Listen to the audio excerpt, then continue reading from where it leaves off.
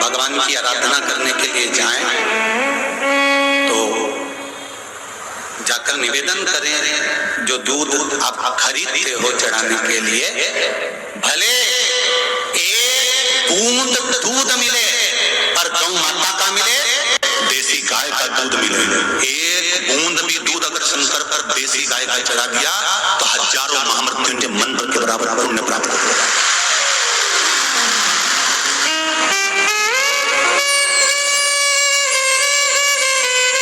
एक बूंद चढ़ाओ, ज्यादा नहीं है ना सामर्थ्यता, थोड़ा चढ़ाओ, पर उतना आपके दिल से, अपने हृदय से, अपनी चिंता से, अपनी प्रीति से चढ़ना चाहिए, मन से चढ़ना चाहिए।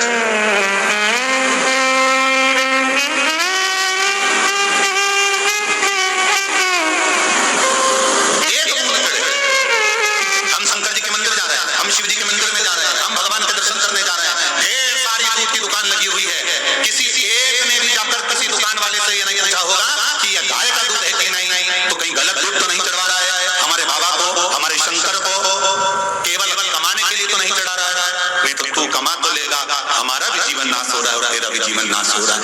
थोड़ा सा भले उसमें आपको कथा में कहा था कि दूध में पानी नहीं, पानी में जम के बोलो जरा, पानी में दूध हो। हमारे शंकर जी को ये जरूरी नहीं है कि तुम हम 100 लीटर दूध भगवान शंकर को चढ़ाएंगे। अब 100 लीटर कौन सा दूध चढ़ाया तुमने, कहां से लेकर आया, कैसा लेकर आया, एक दूध चढ़ाते और देसी गाय का, और जाओ और जितनी दुकानें दूध की होती है शंकर भगवान को चढ़ाने वाली, उन सारे दुकान वालों को जो अपने गाँव में, अपने नगर में, अपने खेड़े में, अपने क्षेत्र में जो गौशाला होती है, उन गौशाला में जाकर निवेदन करना चाहिए, साहब आप अच्छी गाय पालिए, उन गाय का दूध हमारी दुकान पर लाकर बेचिए, हम उस दूध को शंकर जी के लिए बेचेंगे, आपकी गौशाला भी चलेगी, आपकी गाय का उत्थान भी होगा और गौ माता का आनंद भी होगा। पर हमने कभी नहीं सोचा कि गाय को जो भगवान शिव को जो दूध चढ़ रहा है, दुकान वाले से जाकर नहीं पूछा कि ये दूध कहां से आया, कैसा था, किसका था, कहां से आया, मालूम पड़े कहीं सोयाबीन का बना दिया, कहीं भैंस का लाकर दे दिया, कहीं गाय का लाकर दे दिया, ना जाने गाय का दूध हम भगवान शंकर को चढ़ा दिया और हम आशा लेके बैठे हैं भगवान हमारा दूध हमने जो चढ़ाया वो स्वीकार करेगा। अपने बच्चे को एक जरासी दवाई भी देती है ना, तो पहले पति के प्राण खा जाती है। तुम डॉक्टर को फोन तो लगाओ, एक बार पूछो तो सही, एक बार पूछो तो अपन जो दवाई दे रहे हैं वो सही है कि नहीं, जरा पूछो तो। डॉक्टर ने दवाई लिखी, उसके बाद भी मेडिकल वाले को बताई, मेडिकल वाले से दवाई लेकर आया, फिर वापस डॉक्टर को दिखाई, देखो डॉक्टर साहब दवाई यही है क्या, तुमने जो लिखी वही दवाई है क्या, हाँ साहब यही दवाई है। डॉक्टर ने कह दिया नहीं साहब ये दवाई नहीं है, तो तुमने वापस कर दी। हमें तो वही दवाई चाहिए जो डॉक्टर ने लिखी है, क्यों, क्योंकि हम उस कंपनी की खाएंगे, उस डॉक्टर की दी हुई खाएंगे तो हमारा रोग जल्दी मिट जाएगा। उसी तरह हम शंकर को एक बूंद भी अगर गाय का दूध चढ़ाएंगे तो हमारा दुख कट जाएगा, ये निश्चित है, ये निश्चित है।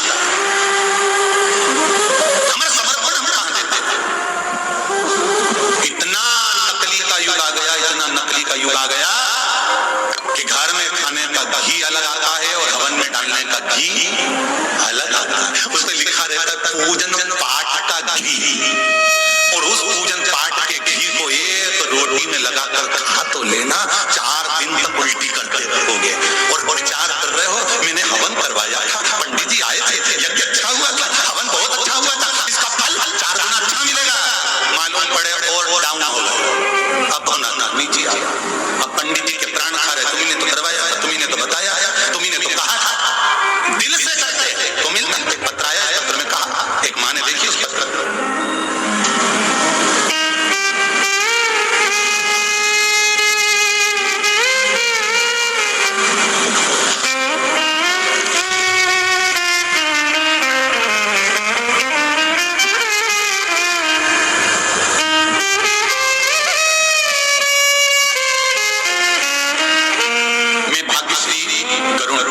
औरंगाबाद से आई, कहीं बैठे हो तो हाथ हिलाइए, आप ही हैं, दोनों हाथ हिला दो, श्री शिवाय नमस्ते, हाथ हिलाइए इस तरह से, श्री शिवाय नमस्ते।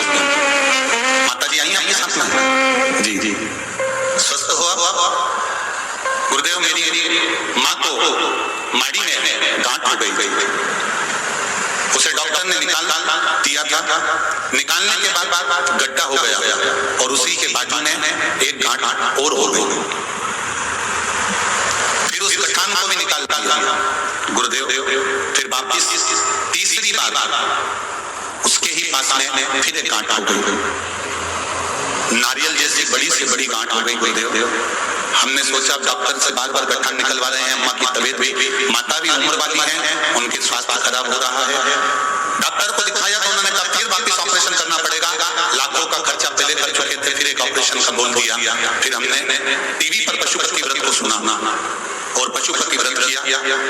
एक लोटा जल एक बेलपत्र का प्रयोग करना प्रारंभ करा। गुरुदेव बाबा की कृपा से गांठ कहाँ चली गई मालूम ही नहीं पड़ पाया। मेरे साथ में मेरी माता भी आई हैं जो ठीक होकर यहाँ आई है। साथ में हाथ हिलाइएगा, हर हर महादेव। विराजिए श्री शिवाय नमः। शिव आराधना बोलना है। देव देव माइक माइक जल्दी जल्दी।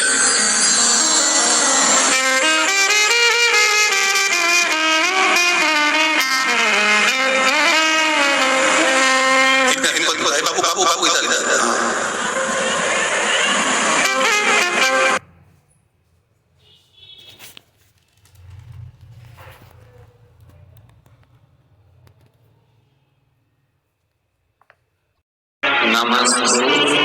प्रयास करिएगा एकादशी जब भी करें तो द्वादशी से जुड़ी हुई करें, दशमी से जुड़ी हुई एकादशी कम करें।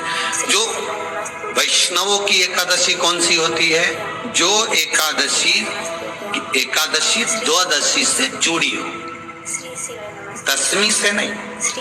दशमी से जुड़ी हुई एकादशी व्रत कहलाती है और द्वादशी से जुड़ी हुई एकादशी पुण्य फल प्रदान कर कर वैष्णवों को भगवान के चरण में छोड़ आती है। इसलिए एकादशी द्वादशी से जुड़ी हुई।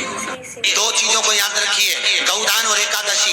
श्रीमद वल्लभाचार्य जी ने मायावत का खंडन करा था जगन्नाथपुरी में, और श्रीमद वल्लभाचार्य जी ने कहा था एकादशी मरने के बाद मत दो, एकादशी जीते जीते। कहा था कि नहीं कहा था?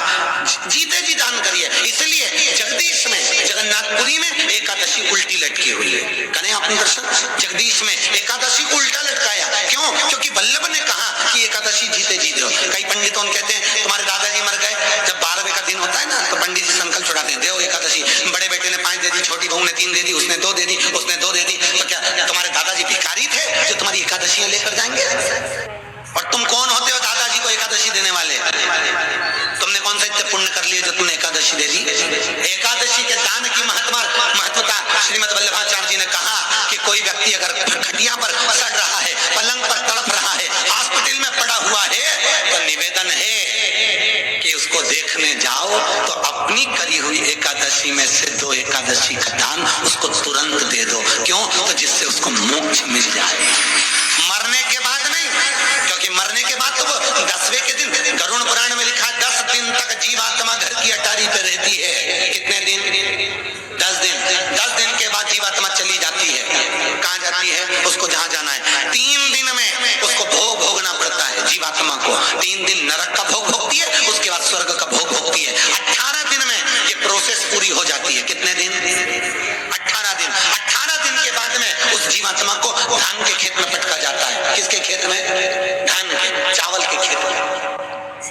इसलिए कहते हैं एकादशी के दिन चावल मत खाओ। कहते कि नहीं कहते? और क्या कहते हैं? द्वादशी के दिन चावल खाना जरूरी है। एकादशी का पालना करना है तो द्वादशी को चावल का 1 गिलास खाओ, तब द्वादशी को चावल खाओगे तो एकादशी लगेगी।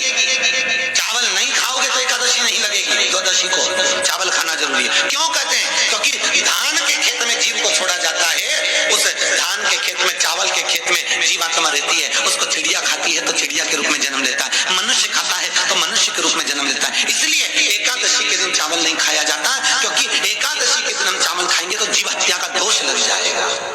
फिर कब खाना है? द्वादशी के दिन। द्वादशी के दिन क्यों खाया जाता है? क्योंकि हम एकादशी के व्रत करे रहते हैं और पहला ढसा जब चावल का खाते हैं तो अपनी करी हुई एकादशी का पुण्य, जितने जीव हमारे मुंह में जाते हैं उनको उसका पुण्य मिल जाता है और उनका फिर जन्म नहीं होता, वो तर जाते हैं, उनको एकादशी का भाग मिल जाता है। इसलिए कहते हैं एकादशी को चावल मत खाओ, पर द्वादशी को 10 दिन तक जीवात्मा है। और आपने एकादशी कब जान दी? बोलो जम के। 12वें के दिन, 13वें के दिन आपने एकादशी का दान दिया, वो मिली उनको? अरे बोलो अच्छे से। कई तो अभी तक कर रही होगी, हमारे दादाजी के निमित्त की कर रहे हैं, कर ले। फिर वही वाली बात आ गई, गुलाब के फूल में पानी जारी है।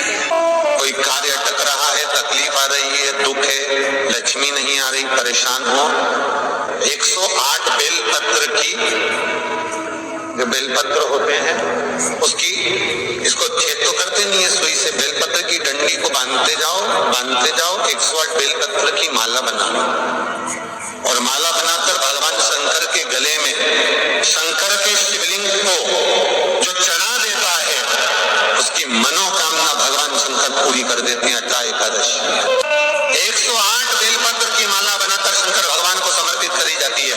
माता लक्ष्मी ने भगवान विष्णु को पाने के लिए तुलसी की माला बनाकर समर्पित करी थी, जैसे सती ने शिव को पाने के लिए, कामना को पूर्ण करने के लिए। शास्त्र कहता है घर के बुजुर्गों को, घर के प्राणी हो, सास ससुर हो, जिनके घर में जो तुम्हारी उम्र से बड़ा हो, उसको आज पीला फूल या पीली चने की दाल या पीला वस्त्र, कुछ भी पीली सामग्री आज घर के बड़ों को देना चाहिए। क्यों देना चाहिए? तो शिव महापुराण की कथा कहती है कि जो शुक्ल पक्षी की एकादशी के दिन पीली वस्तु का दान दे देता है, घर के किसी ब्राह्मण को देने नहीं जाना, किसी मंदिर में देने नहीं जाना, आपके ही घर में, आपके ही घर के बड़ों को किसी भी पीली चीज का दान कर सकते हो। फूल हो, मिठाई हो,